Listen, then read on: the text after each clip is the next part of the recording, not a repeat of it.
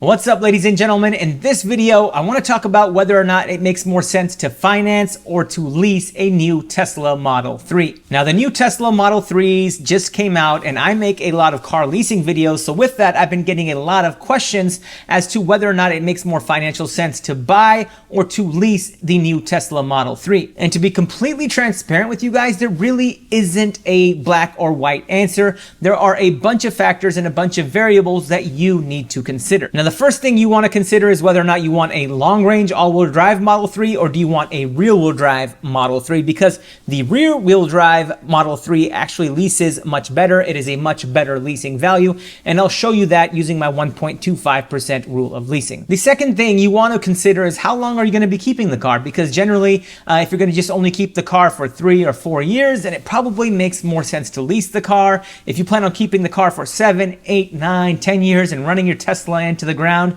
then it probably makes more sense to just buy it or finance it. And the third thing you want to consider, and this is sort of hedging your bet, is whether or not Tesla is going to continue to reduce the prices on their cars. Because if you follow Tesla and Elon Musk, you know that they are on a mission to reduce the prices of their cars. They're trying to make the battery packs more efficient. They're trying to make their assembly process more efficient. And all of those things factor into reduced prices for us, the consumer. And if you, like me, think that Tesla is going to continue to lower their prices, then leasing makes more sense than financing the car, and we'll get into that in this video. So with that, let's jump into the computer. We'll compare the Model 3 all-wheel drive long range to the rear-wheel drive. We'll talk about the 1.25% rule of leasing, which is a rule of thumb I use to evaluate whether or not a lease is a good value or not. And then we'll talk about Tesla pricing, and if you, like me, think that Tesla is going to continue to lower the prices of their cars, because if they continue to lower the prices of their cars, then leasing a Tesla really makes more sense than financing a Tesla,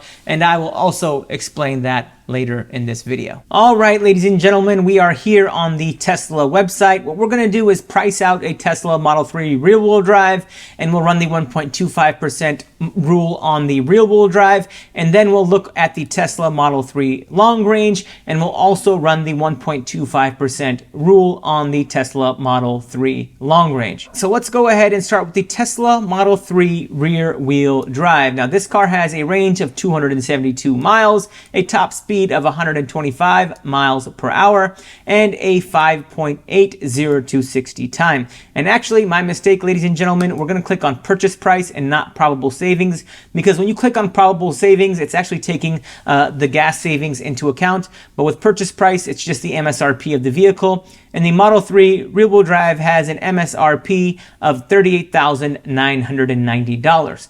Now we're going to scroll down, and you have a paint option here. Tesla gives you the stealth gray, as you see here, is included for free. If you want white, it's an extra $1,000, blue's an extra $1,000, black's another $1,500, and then red is another $2,000. So we'll just stick with the standard stealth gray paint. We won't upgrade the wheels. We'll just stick with the 18-inch Photon wheels. But if we do the Nova wheels, it does add $1,500 to the price of the car. So we'll just stick with the regular standard wheels that are included in the price. Again, with the interior, we'll stick with black because white adds $1,500. So we'll stick to black. And we're not going to do enhanced autopilot because that adds a whopping $6,000. And we're definitely not going to do full self-driving capability because that adds a real whopping $12,000 to the price of this car. All right, so what we're going to do with the rear-wheel drive is we'll scroll down, or actually towards the bottom of this page, you'll see this little pop-up menu. We'll click on that. And that gives you 3 options. If you want to pay cash for the car, if you want to lease the car, and if you want to finance the car. So with this Tesla Model 3 rear-wheel drive, we're going to lease the car. And what we're going to do is just stick with the pre-populated, Tesla numbers. We have a, well, I guess first I should point out that this price does include the $7,500 EV tax credit.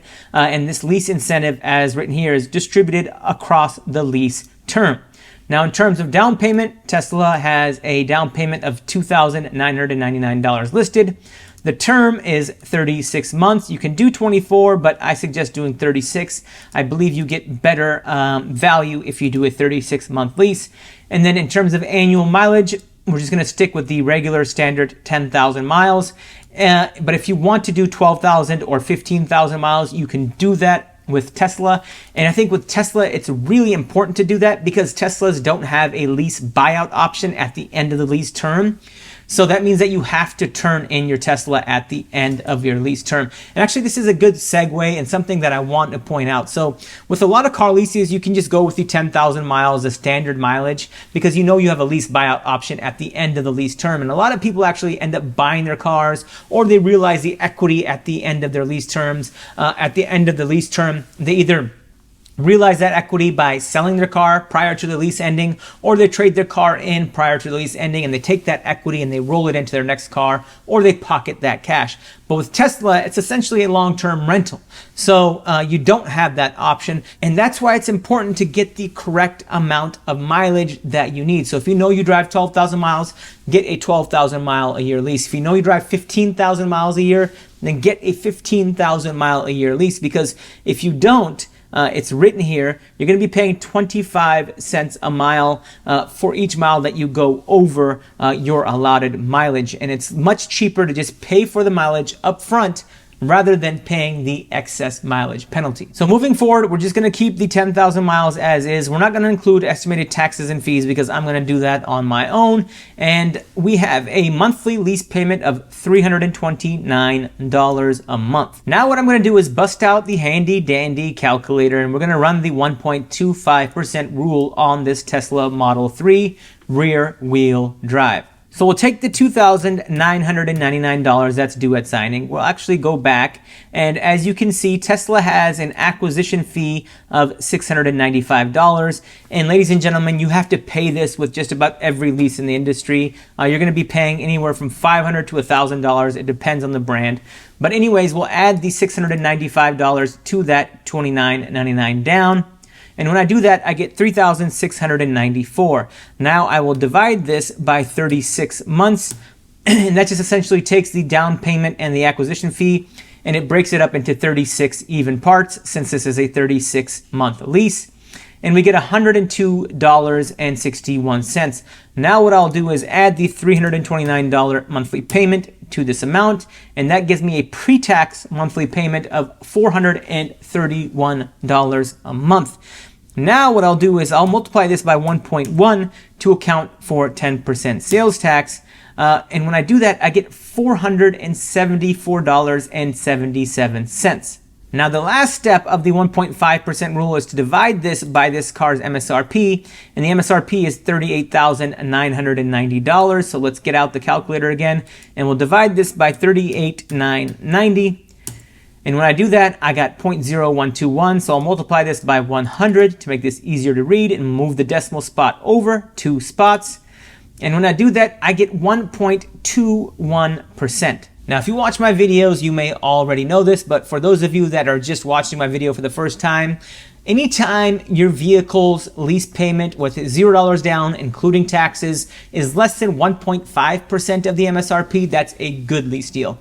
If it's less than 1.25% of the MSRP, that's a great deal. And if it's less than 1%, that's an amazing deal. And this Tesla Model 3 rear-wheel drive is a great deal, sitting at 1.21%. So if I were in the market for a Tesla Model 3 rear-wheel drive, I would definitely lease this car because at 1.21%, it's an extremely good value compared to financing this car. But again, Tesla does not have a buyout option at the end of the lease term, so please be sure that you're only going to keep this car for 3 years. If your intention is to keep this car for 7, 8, 9 years, then just finance the car. You know, you won't regret it. All right, so now let's actually run the same 1.25% rule on a Tesla Model 3 long range. So we're back on the Model 3 page. Now let's click on the Tesla Model 3 long range. It has a whopping 341 miles of range on a full charge, 125 mile an hour top speed, and a very respectable 0 to 60 time of 4.2 seconds. And the MSRP on this Model 3 is $47,740. Again, we're not going to adjust the paint, we're not going to adjust the wheels, and we're not going to adjust the interior color, no enhanced autopilot, and no full self-driving. And as you can see, this Model 3 long range also includes the $7,500 EV tax credit, which is distributed across the lease term. And with this car, the Tesla lease defaults to $4,500 down, a 36-month lease term, and 10,000 miles a year. for an estimated lease payment of $469 a month. Now let's go ahead and run the 1.25% rule on this Model 3 long range. We'll take the $4,500, we'll add the $695 acquisition fee, we'll divide it by 36 months, and when we do that, we get $144. Now I'll add the $469, which is a monthly payment, to this amount, and I get a pre-tax monthly payment of $613. Now I'll multiply this by 1.1 to account for 10% sales tax here in the city of Seattle. And when I do that, I get a monthly payment, assuming $0 down, including taxes, of $674.63 a month. Now let me go back and actually double check the MSRP of this car. It's $47,740. So I'll open the calculator back up and divide this by 47,740. And when I do that, I get 0.0141. Let me multiply this by 100 to move the decimal spot over. I get 1.41%. So using my 1.25% rule of leasing, this is a 1.41% lease, which is under 1.5. So this is a good lease deal, but as you can tell, it's not as good of a lease deal as the Tesla Model 3 rear-wheel drive was, because that one was at 1.21%, whereas this one is at 1.41%. Now, for me personally, I would still end up leasing this Tesla Model 3 long range because I know I just want to keep this car for 3 years. Secondly, I think Tesla is going to continue to lower the prices, and that's going to work against me if I were to finance this car. So for me, I would lease this car. But if you want to keep this car for 7, 8, 9 years or long term, then maybe financing it makes more sense. Okay, so we looked at the Tesla Model 3 rear-wheel drive lease and the long range lease. But now in this section of the video, I want to talk about why leasing a Tesla could make a lot of sense for a lot of people, and that has to do with Tesla pricing. Now, as many of you know, Tesla has been continually lowering the prices of their cars over the past 2 or 3 years.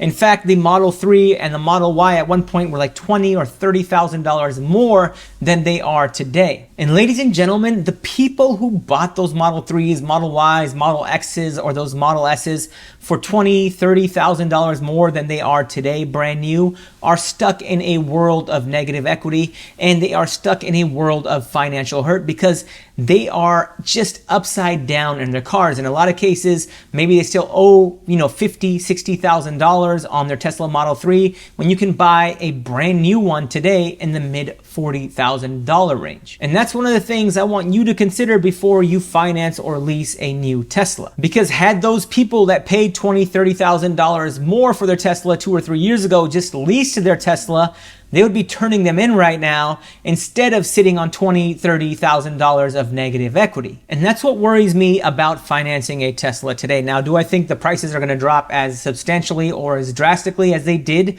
from 2 or 3 years ago? Probably not. But if Tesla decides to lower their prices 10% even, let's say over the next 3 or 6 months, that hurts me if I were to buy this Model 3 today, because those price drops just accentuate the depreciation curve on your new Tesla. And for me, and I understand that this is a personal thing, I want to be protected from that downside risk of Tesla lowering their prices. And that's why I think leasing a Tesla could make a lot of sense, even though there is no buyout option at the end of the lease term. And even if Tesla doesn't end up dropping the price of their cars, I just think that electric vehicles are going to depreciate at a rapid rate as battery packs get more and more efficient and as the range increases more and more. I just think that current electric vehicles are just more prone to a greater depreciation curve than their internal combustion engine counterparts. And when you lease an electric vehicle, you know what your depreciation is going to be. And for me, that gives me peace of mind, and you really can't put a price on peace of mind. But with that, I hope you guys found value in this video, and I hope you have a better understanding of whether or not you should lease or buy or finance your new Tesla Model 3. If you have any questions, let me know in the comment section below. Financial knowledge is power. Please like and follow for more.